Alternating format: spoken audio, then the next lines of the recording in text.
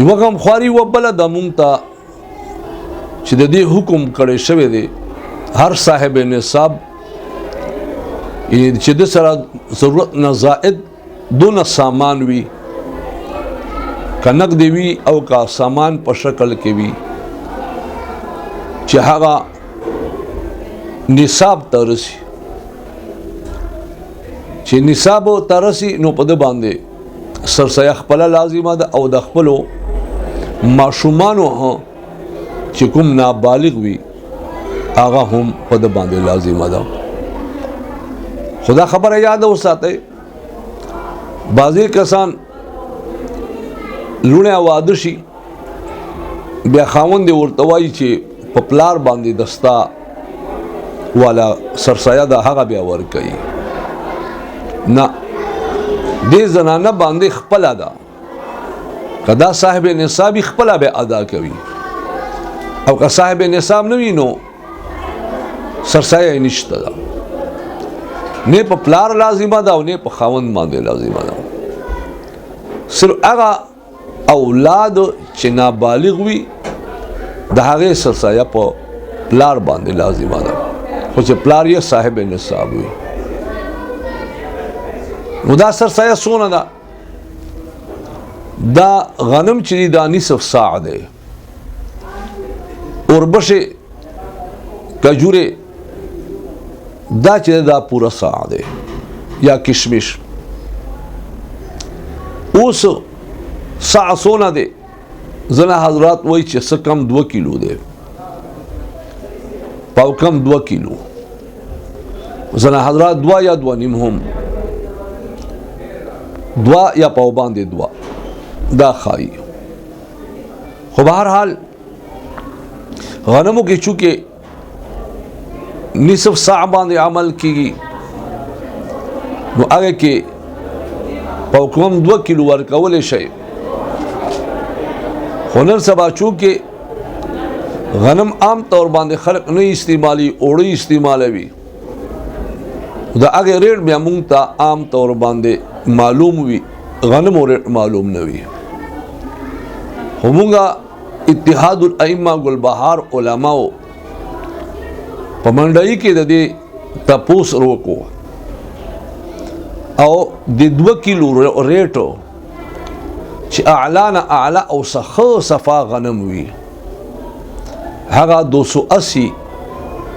زیات نه زیات دی او دارنګې اوړو 2 کیلو کوي هغه هم 280 قیمت دی. نو موږ د دې اعلان کړی دی چې فی کس سرسایه که غنمو په شکل کې ورکوي بیا خو ډېره بهتره ده 2 کیلو دی ورکي، اوربشې دی 3 یا 4 کیلو ورکي، کشمش او کجورې دی کې کوم څیز ورکوي 3 یا 4 کیلو دی ورکي. او که پیسې ورکوي نو پیسو په بابت کې مونږ کوم حساب بازار نه لګولی دی دا 280 روپۍ یعنی کم از کم سرسایه به ورکوي. دا خو غنم شول. او که چیرې دی اوربشې ورکول غواړي نو 630 روپۍ 610 او که چیرې دی کجورې ورکوي 1400 روپۍ 1400 روپۍ او که کشمش ورکوي نو 21.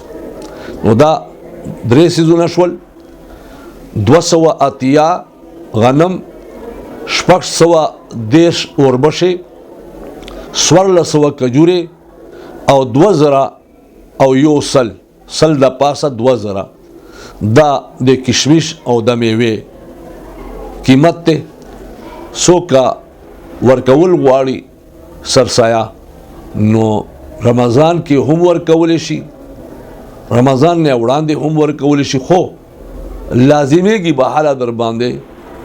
چې سهار کله کېږي او د اختر وال یعنی 1 شوال صبح صادق کېدلو سره په سړي باندې لازمیږي. لکه مثال په طور باندې یو سړی دی او هغه ژوندی و خو د 1 شوال شپې ته هم ژوندی و خو پېشمني په وخت باندې وفات شو یا سهار شوی نه و چې وفات شو نو دې سړي باندې نه د لازمه ورکول ولې چې دی مړ شو اده باندې یا لازمه شوی نه په اولاد باندې لازمه ده او کچېرې یو ماشوم وي او هغه پیدا شوی یا نه وي خو یکم شوال ته پیدا شو شپې په ټیم باندې او داسې ټیم کې پیدا شو چې اوس یا سحر شوی نه دی نو دا ماشوم چې پیدا شو کپلار یې صاحب د نصابي د دې ماشوم سرسایه به ورکوي الله پاک دې مونږ او تاسو ته توفیق راکړي چې مونږ د غریبانو مسکینانو عاجزانو خیال په دې رمضان کې وساتو واخر دعوانا ان الحمد لله رب العالمين.